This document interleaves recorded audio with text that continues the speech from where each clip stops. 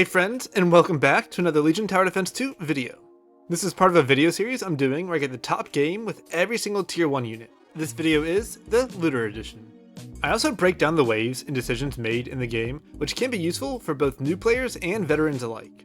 The plan is simple: grab a friend, so I don't int anybody on the ladder, and go Fiesta. In this game, I have my friend Mad Matty. You may recognize him from his comprehensive Legion TD2 guide series. Honestly, I can't believe he said yes to the duo after I explained to him what I was attempting. Unfortunately for him, my only option for this game was the Looter, and I have been dreading this one. They are so bad on their own, and I have to put down an insane amount of them on round 1. For my role, I went with Looter, Warg, Sea Serpent, Wild Shroom, Sea Dragon, and Golem. My plan was to go with Sea Serpent and 10 Looters to make sure that most of my gold was spent on Looters to qualify for a chance to get that Looter top game. I know you might be thinking, hey, why not just go a pack rat and put down 8 Looters? You might even get a little leak here. Well, stop thinking. I knew that I wouldn't leak, but it was better than the alternative of leaking 100% to a snail. And I didn't take gun, as it does mesh with my Serpent, which will be my main DPS for a while. Everything else was too expensive, as I wanted to be able to push early and put down something relatively cheap each wave. Wave 1, and I thought maybe if I get a snail, I could possibly still leak, but no luck for me, and I of course just easy hold. Wave 2, I pushed as much as I could and added nothing. I was hoping I'd get a snail and get maybe a small leak. The person sending it to me had hunted a pack rat, so I knew that I could get that snail if I was lucky. Although no send in to me, which means another hold. I checked the person sending it to me and they were 15 over value and didn't hunt this time, so I figured the send would be minimal and I pushed a worker. Wave 3, I added a ward. I didn't think that I would be sent that much and didn't want to just full hold again, so I went with it instead of a Wild Shroom. That, and I would have had to sell a Looter for it. They do send here, and it was actually a 60 Mythium, which I wasn't expecting. Doesn't matter though, even if we leak here a little bit, we are Fiesta and Warg is a really good tank on waves 4, 5, and 6. I do end up leaking 42%, which is not bad considering my units and that I pushed to a no send on wave 2. I pushed as hard as I could and added nothing for wave 4. My plan was to shift for something very strong on wave 5. And of course they don't send me here because I would either full hold or pro Fiesta and get to push some extra workers. I do easy hold and it's time for me to make a choice. Wave 5, and initially I was going to drop a Sea Dragon and another Warg in the split, but I went with the Deep Coiler instead. I needed to sell the top right Looter anyway to make sure the boss goes left, and it gave me just enough gold for the Coiler upgrade. It's surprisingly good on this wave as it 2-shots the non-boss Scorpions and has some decent HP.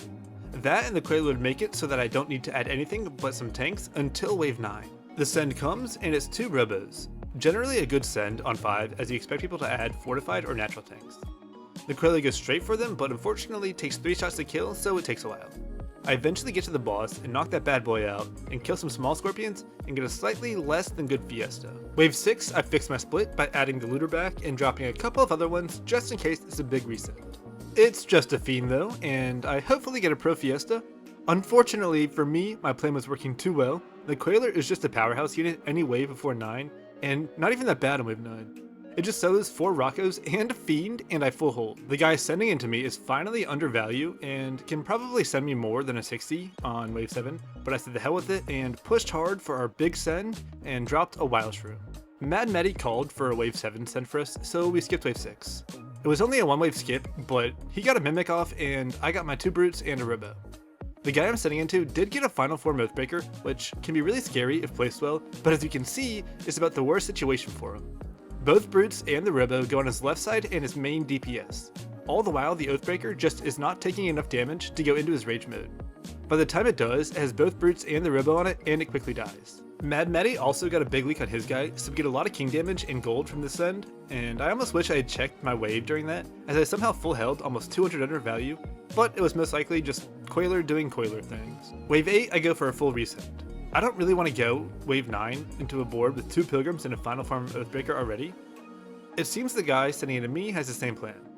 I only had received a 60 on 6 and 7, and it was a long wave because of their leak, so he had a bit more to send and he went for it.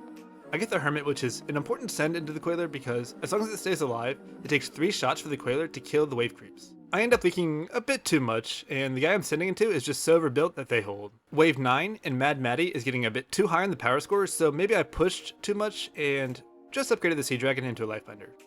Mad Matty was also going for a full ascent here, and after how long last wave was and my workers, I figured I would try it too, even with his, good units for the wave. An income king send for me here would have been the smarter play, as you don't always need to real send both of your enemies together. It's only worth if you get a lot of king damage, but since my guy was already showing good units for the wave, he would probably just hold and cover any leaks. But maybe he pushed a bit after that big resend on 8, so I tried anyway. He did not and was very overbuilt. This can really be a good play for you to do in your own games. Wave 8 I sent him big, but his ally was skipped. He knows I'm Fiesta and have a lot of workers for a big resend, so he could decide to stay overbuilt for another wave and not only hold my resend, but cover his ally's big leak and prevent any more king damage. I get another 50% Fiesta, which isn't great, but I'm not on fire, and Mad Maddie would probably never leak, so it was an okay risk to take. Wave 10, and at this point, I decided to say screw it, let's try again. Maybe one of these times he won't be overbuilt, and I'll catch him. So I upgrade my Lion to an Alpha and resend. I do end up finally getting my guy, even though he found a Halo for 10, and I get a nice 17% Fiesta for myself. Wave 11, we decide to do a big overwork play. We both have a lot of workers, and I just got sent less waves, so the odds are I'll either hold or pro leak here, and give us even more time with our overwork. Mad Maddie didn't get sent on wave 10, so I probably should have taken my own advice and built to cover, but I checked and the guy sending into me was 100 value overbuilt, so it shouldn't be that big of a set. That and Mad Maddie is a beast, and he doesn't need my help. Yep, it was only a 140, and even though I have a shutdown, this small leak should be worth, as it gives us a lot more time and Mythium to send them on wave 12. It's time for our big send, and I really hope it works. Overwork is a big gamble if they do actually hold the wave. I didn't want to keep giving up shutdowns, so I went with an upgraded bunk, just in case they were overwork as well, and tried a big resend. Kind of glad I did, because that's exactly what happened to Mad Maddie, and he goes for a small leak. If it had been into both of us and we both leaked, it would not be great. But our sends do okay, and we get their king pretty low and a good bit of extra gold for us. Wave 13, and I full push and just drop another Quailer. They just sent us on wave 11 and 12, and I am very strong on 14 already, so I wasn't afraid of here. Mad Maddie also called for a 15 send, so I wanted to make sure I had enough Mythium for a good one. Nobody sends, and everybody holds. Their values don't seem to be that low, so we can assume they won't come 14, or that it won't be that big of a send, so we kept our plan to go 15. Wave 14, and I add another bunk in the split to stop any of it coming and killing my Quailers. This is most easily done with a range unit in the split, as it's far enough back that the wave travels into my left side tanks instead of back to the Quailers. Nobody sends here, and it's gonna be that 15. I pushed too much and my units weren't the best here, so there was no way we could go for 16. Wave 15, I go a couple more Sea Dragons as it's my best option, and went for a 2-stack Lioness instead of 2 unupgraded Wild Turtles. We saw they were pretty overbuilt still, and ended up just going for Income King, as we were way in the lead, and them overbuilding to hold here might bring them back in the game. You may be asking, why not just put the Sea Dragons on the Lioness to give it more stacks? Well, stop thinking again. But also, third column range DPS are at risk being targeted by the split, especially with a range split like the bunk, so I figured the Lioness could wait for some more stacks. I get a real send, and it's very good into my units. The issue with spamming Quailers is that it makes you very susceptible to tank sends unless you have a good mix of other DPS, which I did not.